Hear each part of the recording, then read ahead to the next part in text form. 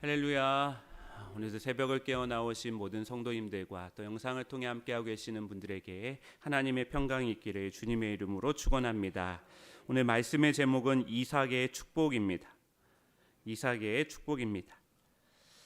창세기에서 이삭만큼 조용하고 차분한 삶을 살아간 사람은 없습니다. 이삭의 삶은 그의 아버지 아브라함, 아들 야곱, 그리고 요셉과 비교하면 별다른 특징 없이 평탄한 삶을 살아간 것처럼 인식되기 쉽습니다. 그래서인지 창세기에서 이삭을 소개하는 내용의 분량도 다른 인물들에 비해 적습니다. 아브라함과 야곱의 이야기를 잇는 연결고리 정도로 생각하기 쉬운 것입니다. 하지만 이삭이 정말 무료하지만큼 조용한 삶, 평화로운 삶을 살아간 것은 이스라엘이 추구하는 이상적인 삶의 모범이기도 하였고 창세기의 축복을 잘 보여주는 모형이 되기도 하고 우리가 사모해야 될 복이 되기도 합니다. 사실 우리도 큰 욕심 없이 그저 적당히 먹고 살만한 것들로 인해서 삶이 평탄하고 큰 우여곡절이 없는 삶을 꿈꾸게 되어집니다. 괜히 욕심을 내고 괜히 속도를 내어서 가지고 있는 것들을 까먹고 평안을 굳이 깨고 싶지 않기 때문입니다. 하지만 이삭의 삶에 아무런 우여곡절이 없었고 늘 평온하고 평강만 누렸다고 해서 우리가 오해할 것은 아닙니다. 이삭도 아버지 아브라함이 겪었던 고난과 유혹의 여정이 그에게도 동일하게 있었습니다. 이삭도 아브라함처럼 기근을 만났고 이삭도 아브라함처럼 자녀가 오랫동안 생기지 않아 오랜 세월 동안 근심한 세월들이 있었습니다. 이삭도 형제 간의 갈등이 있었고 이삭도 아내나 자식에 대한 권리를 빼앗긴 적이 있었습니다. 그런데 창세기는 이런 이야기들을 자세하게 소개하기보다는 축약해서 단순하게 한번 언급하고 넘어가게 되어집니다. 아마 이삭이 겪은 사건들을 풀어서 이야기로 구성한다면 아브라함이나 야곱과 같은 신앙 스토리가 완성되어서 독자들에게 큰 흥미를 끌었을지 모릅니다. 하지만 성경은 독자들의 흥미에는 관심이 없었습니다. 성경이 이삭의 이야기에 집중하는 것은 단 한 가지, 바로 하나님께서 아브라함에게 약속하신 것이 이삭의 때에도 이어지고 있고 성취가 되고 있느냐, 그것만 이야기하고 있다라고 하는 것입니다. 창세기 25장 11절 말씀에 아브라함이 죽은 후에 하나님이 그의 아들 이삭에게 복을 주셨고, 오늘 본문 말씀은 아브라함에게 약속한 축복이 이삭에게 어떻게 전해지고 있는지 그것을 말해주고 있습니다. 이런 측면에서 오늘 본문 말씀의 단락을 나눠보면 1절부터 5절은 그랄 땅으로 내려가는 이삭, 또 6절에서 16절은 그랄 땅의 축복을 받은 이삭, 또 17절에서 33절은 우물의 갈등과 부엘세바의 축복입니다. 또 34절에서 35절은 헨 여성들과 결혼한 에서에 대해서 이야기하고 있습니다.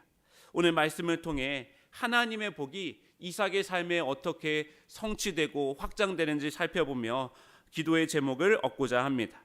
첫째는 머무름의 축복입니다. 이삭이 받았던 축복은 머무름의 축복에 있다라고 하는 것입니다.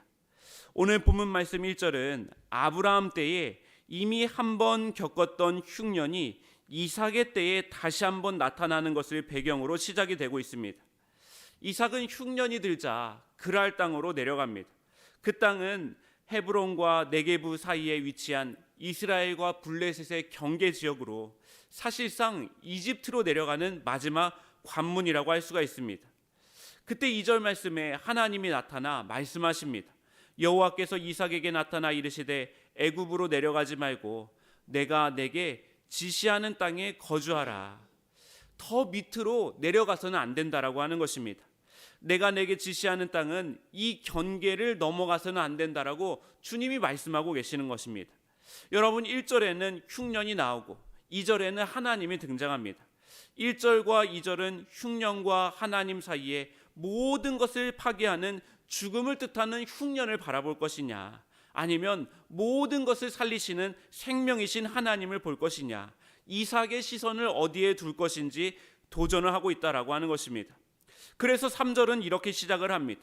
이 땅에 거류하면, 여러분, 기근과 하나님, 죽음과 생명 사이에 위치한 이삭에게 3절의 축복이 주어지기 위해서는 단 한 가지를 분명히 해야 됩니다.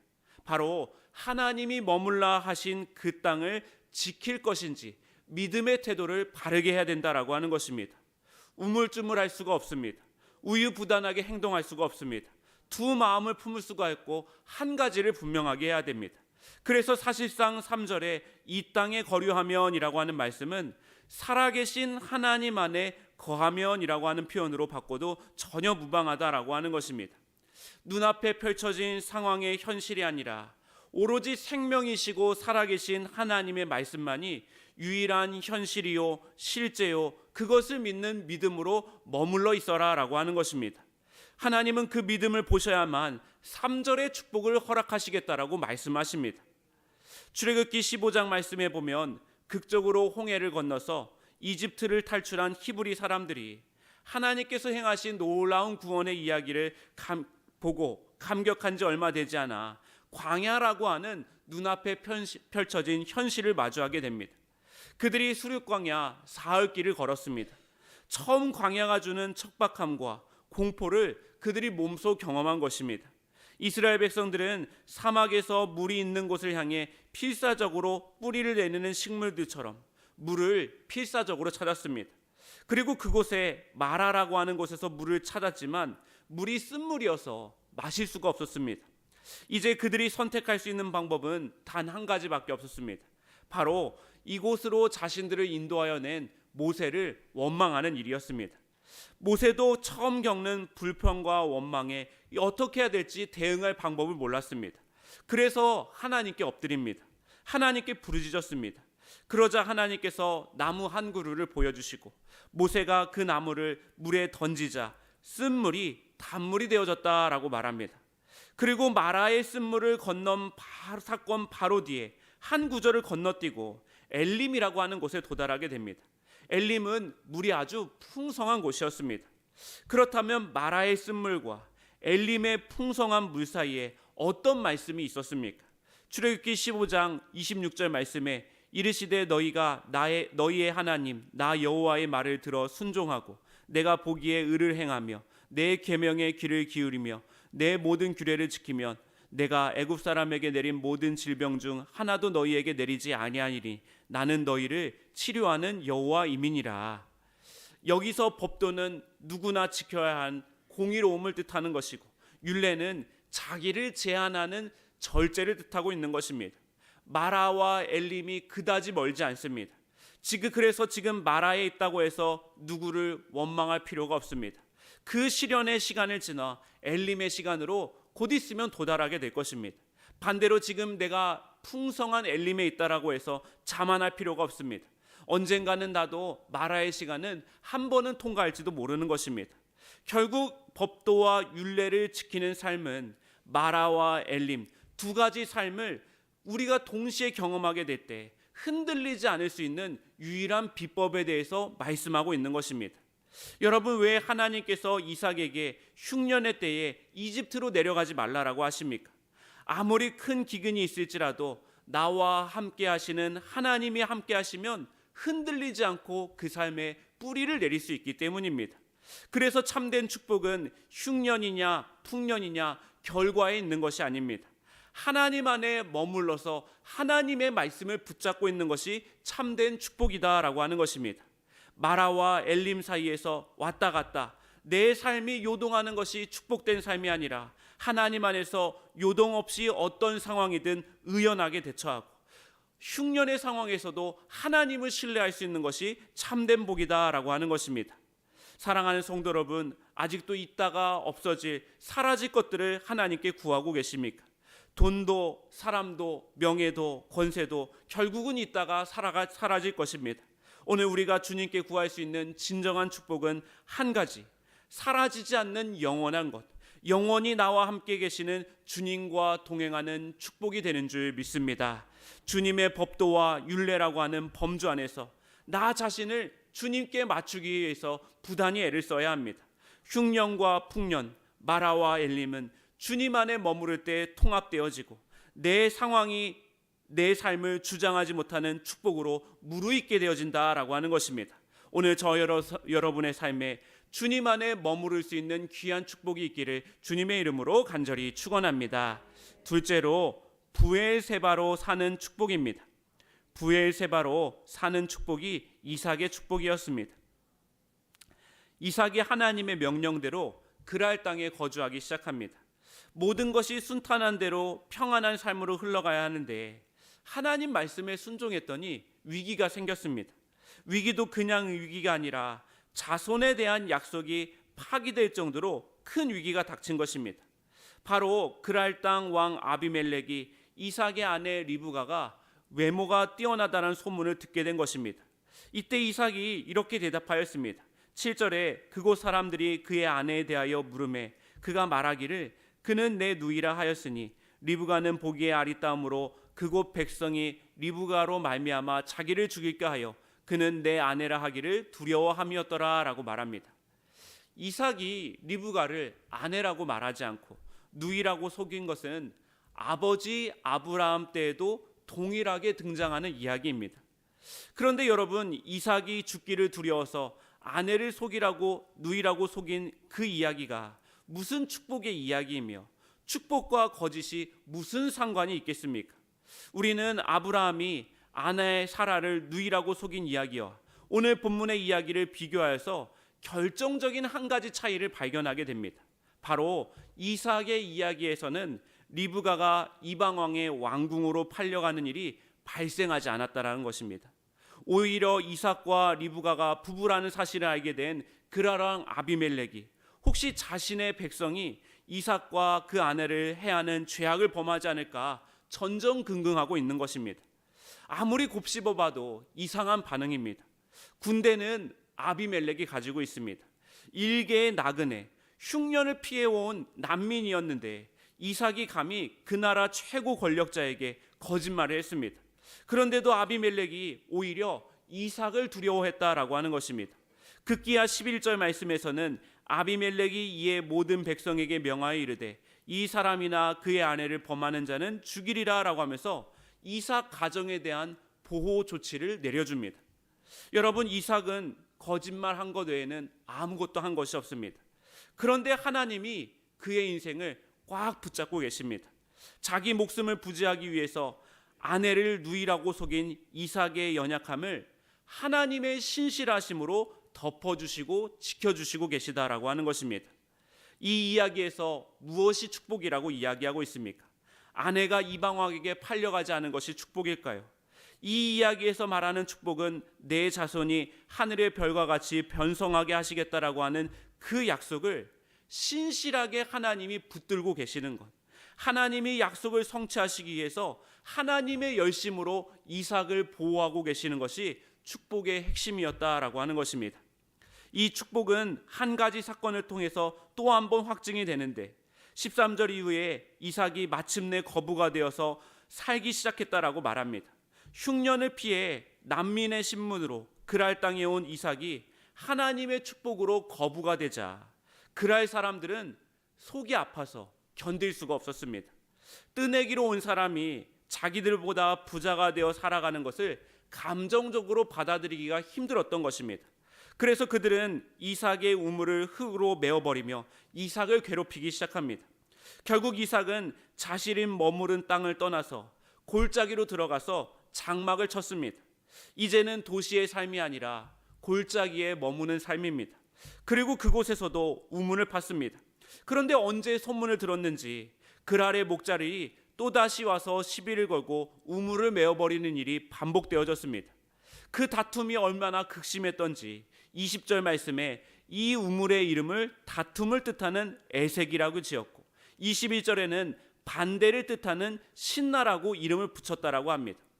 그리고 그가 22절에 가서 세 번째 우물을 팠는데 더 이상 그랄의 목자들이 시비를 걸지 않습니다.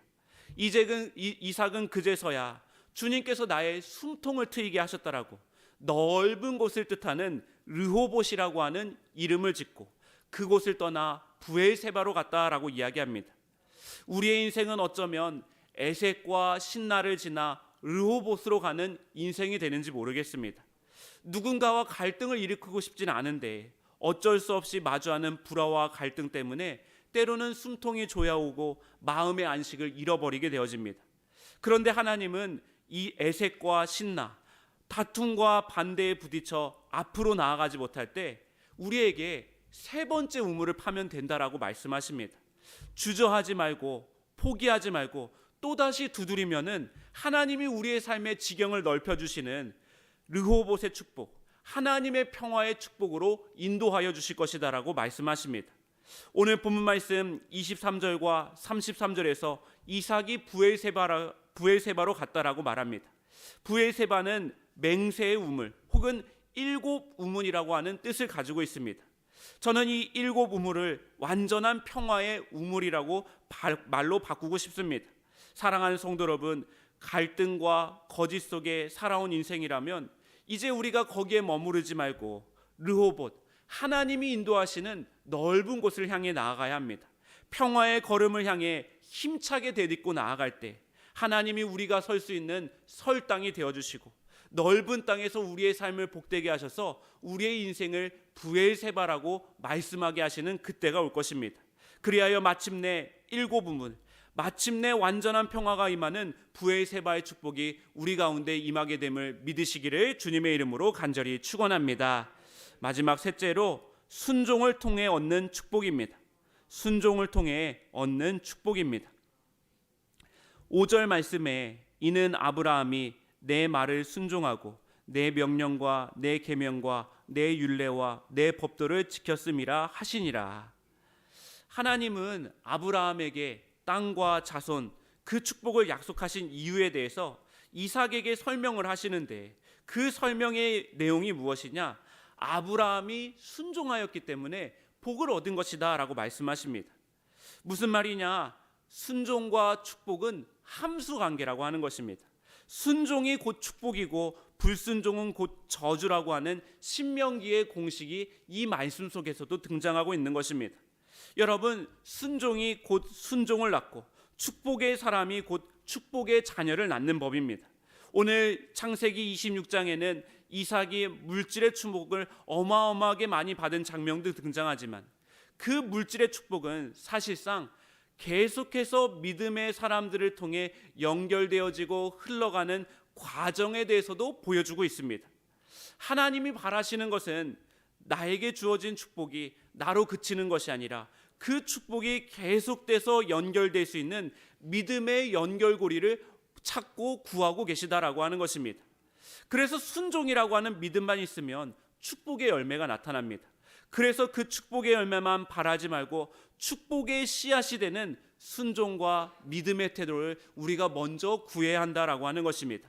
아브라함에서 이삭으로, 이삭에서 야곱으로, 야곱에서 요셉으로 이어지는 창세기의 축복은 우리에게 도전해 줍니다. 오늘 내 삶에 심겨진 믿음의 씨앗, 축복의 씨앗을 누구에게 전해줄 것인가? 너로 인해 천하 만민이 복을 얻을 것이다라고 말씀했는데 그 축복의 씨앗인 믿음과 순종을 내가 누군가에게 전해줘야 할 텐데 누구에게 전할 것인가 도전하고 있다라고 하는 것입니다. 사랑하는 성도 여러분, 우리 인생의 문 앞에 복의 문이 활짝 열려 있습니다. 성경은 하나님의 말씀에 순종하기만 하면 복은 알아서 그 문을 통해 들어온다라고 말씀하고 있습니다.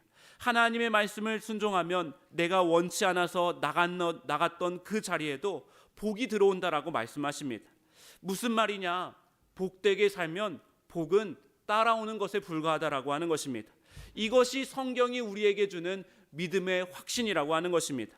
중요한 것은 복의 내용이 아니라 복의 문 앞에서 우리가 하나님 말씀에 벗어나지 않도록 부단하게 애를 쓰는 순종의 태도인 것입니다. 하나님 말씀대로 살지도 않으면서 복을 구하는 것은 기복신앙에 불과하다라고 하는 것입니다. 수도사들이 성무 일과를 거르지 않는 것은 속절없이 흘러가는 시간 속에서 하나님께 자신의 정신을 붙들어 매기 위함입니다. 매일 똑같은 패턴으로 시편을 읽고 찬송과 기도를 바치고 믿음의 선진들의 글을 낭독하면서 그들은 자기들 마음에 깃들기 쉬운 욕망의 때를 부지런히 닦아내기를 그치지 않았다라고 하는 것입니다. 사랑하는 성도 여러분, 순종이란 하나님 마음에 맞게 내 삶을 조율해 나가는 것입니다. 그 순종이 우리의 영혼을 더 맑고 밝게 또 깊게 만들어 줄 것입니다. 이를 통해 세상이 절대 줄 수 없는 참된 축복의 비밀을 누리시고 그 복을 누군가에게 전할 수 있는 복의 통로가 되어지는 저와 여러분의 삶이 되어지시기를 주님의 이름으로 간절히 축원합니다. 기도하시겠습니다. 우리를 축복하신 하나님 감사를 드립니다. 그동안 우리가 축복의 열매, 축복의 결과만 구하느라 축복의 열쇠인 축복의 씨앗은 간과하고 있었는지 안 한지 이 시간 돌아봅니다. 이 시간 주님 안에 머무르는 것 자체가 축복이고 갈등과 불화를 그치고 평화를 향해 나아갈 수 있는 것이 우리의 인생의 참된 복이며 하나님 마음에 조율되어 살아가는 순종이 축복의 비결인 줄 믿사오니 우리의 연약함에 성장을 더하여 주시고 우리의 불신앙에는 믿음을 더하여 주시옵소서. 이 시간 그 마음으로 하나님께 물질을 구별하여 올려드린 귀한 손길들이 있습니다. 이 예물에 담겨있는 마음의 중심과 정성을 받아주시사 기도의 제목들마다 주의 응답과 은혜가 고백되어질 수 있도록 신실하게 인도하여 주시옵소서. 우리 주 예수 그리스도의 이름으로 기도하옵나이다. 아멘.